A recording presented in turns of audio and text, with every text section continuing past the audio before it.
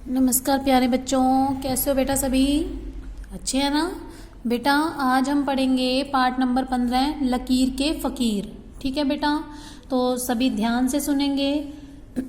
बेटा हमें लकीर के फ़कीर जो स्टोरी है उसमें हमें ये बताया गया बेटा कि हमें कभी भी लकीर का फ़कीर नहीं बनना चाहिए, अर्थात कि हमें अपने अनुसार ही काम करना चाहिए। दूसरों की अगर हमने दूसरों का कहना मानना है तो पहले हमें उनकी बात सुननी चाहिए, अच्छे से उस पर विचार करना चाहिए, तब मानना चाहिए। ठीक है बेटा, हमें ऐसे ही किसी की बात पर विश्वास एकदम से नहीं करना चाहिए, विचार करके ही हमें उनकी बातों को मानना चाहिए। ठीक है बेटा, तो ये हम कहानी के माध्यम से पढ़ेंगे, ध्यान से सुनेंगे सभी बच्चे और अच्छे से रीड करेंगे साथ साथ। एक लालची व्यक्ति को सोने के सिक्कों से भरा हुआ एक कलश मिला। कलश यानी कि एक मटका दिखाया गया है कि सोने के सिक्कों से भरा हुआ मिला।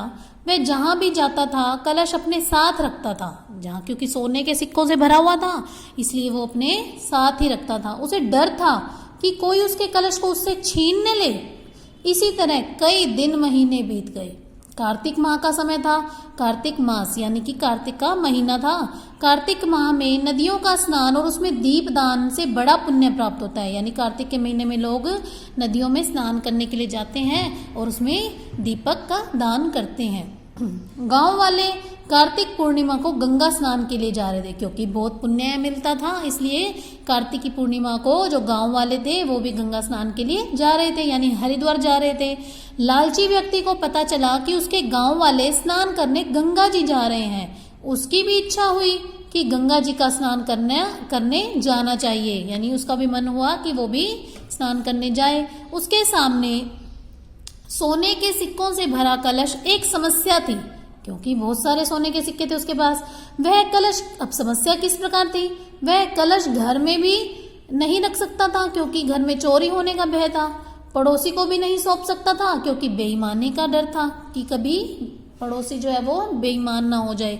गांव के साहूकार के पास भी धरोहर यानी कि कुछ समय के लिए जब हम अपनी कोई वस्तु किसी को सुरक्षित रखने के लिए देते हैं तो उसके रूप में भी नहीं दे सकता था, क्योंकि वह दबंग था। यानी दबंग जो किसी से भी नहीं डरता, जो साहूकार था वो किसी से नहीं डरता था, इसलिए वो उसके पास भी नहीं रख सकता था। कभी वो वापिस ही नहीं देगा तो साहूकार क्या कर लेगा कि भाई अगर उसने अपने सोने के सिक्के से भरा हुआ कलश साहूकार को दे दिया और जब उसने वापस करने से मना कर दिया तो फिर वो क्या कर लेगा, क्योंकि वो तो दबंग था, किसी से नहीं डरता था।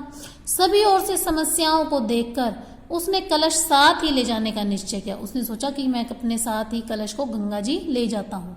वह कलश साथ लेकर गंगा स्नान के लिए चल पड़ा। धीरे धीरे वह गंगा जी की तलहटी, यानी जैसे पहाड़ों के नीचे की जो भूमि होती है उसको कहते हैं तलहटी। ठीक है बेटा, तो वहां पहुंच गया। उसने सोचा गंगा स्नान करते समय कलश कोई उठाकर भाग गया तो सब कुछ नष्ट हो जाएगा, क्योंकि बहुत कीमती कलश था वो। उसके मन में एक विचार आया, क्यों न हम इसी स्थान पर गड्ढा खोदकर कलश उसमें रख दें, ऊपर से बालू से ढक देंगे, यानी मिट्टी से ढक देंगे। ऐसा करना अधिक उचित समझ, यानी कि बहुत सही समझकर उसने 3 फीट गहरा एक गड्ढा खोदा। गड्ढे में कलश को रखकर उसके ऊपर बालू डाल दी, यानी रेत डाल दी। अब कलश सुरक्षित था क्योंकि उसने दबा दिया था, किसी ने उसको गड्ढा खोदते हुए देखा भी नहीं था। वह गंगा जी को चल दिया, परंतु कुछ कदम चलने के बाद वह ठिठक कर रुक गया। वह स्नान करके वापस आएगा तो इस स्थान की पहचान कैसे होगी, क्योंकि अब सब जगह तो मिट्टी थी। एक समस्या खड़ी होगी। वह वहीं बैठ गया, सोचने लगा कि क्या किया जाए। ठीक है बेटा, यहीं तक पढ़ेंगे, बाकी का कल।